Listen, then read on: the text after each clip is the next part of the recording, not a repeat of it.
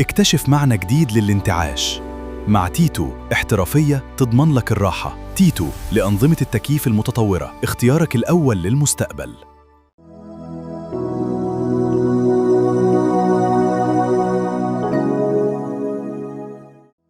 ليه شرب مش موجود في قائمة أفضل أجهزة التكييف في مصر؟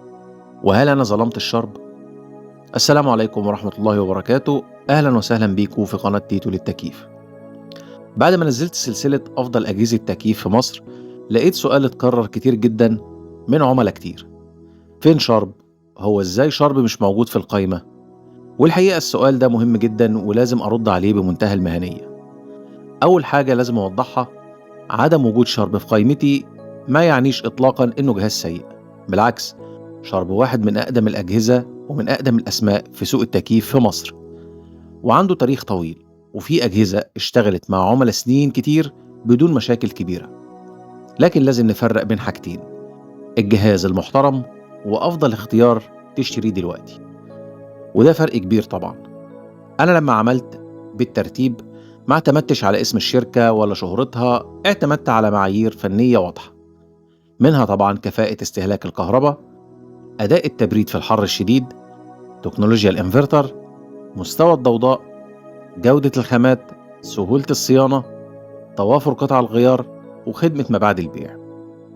ده غير قيمة الجهاز مقابل سعره. ولما جمعت كل العوامل دي، لقيت إن بعض الشركات حاليا بتقدم حزمة أقوى زي كارير وهاير وميديا وإل جي.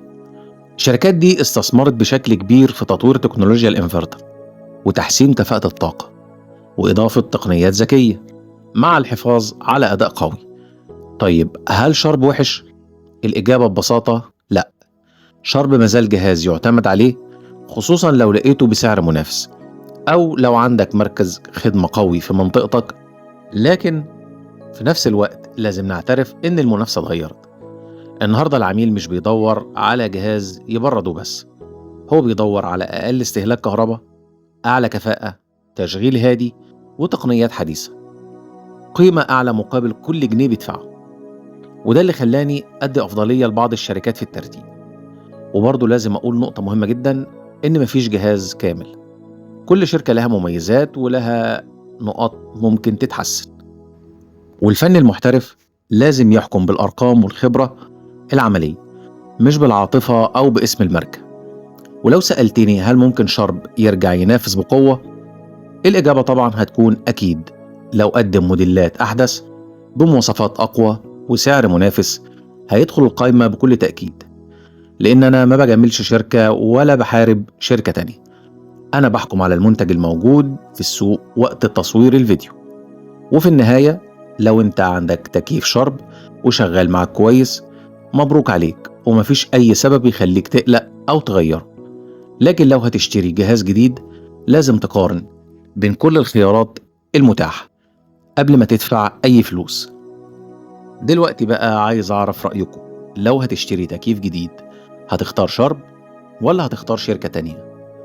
اكتبوا لي رأيكم في التعليقات وأنا هرد على أكبر عدد ممكن منكم. ولو الفيديو عجبكم ما تنسوش الاشتراك واللايك وتفعيل الجرس عشان يوصلكم كل جديد. نورتوني، والسلام عليكم ورحمة الله وبركاته.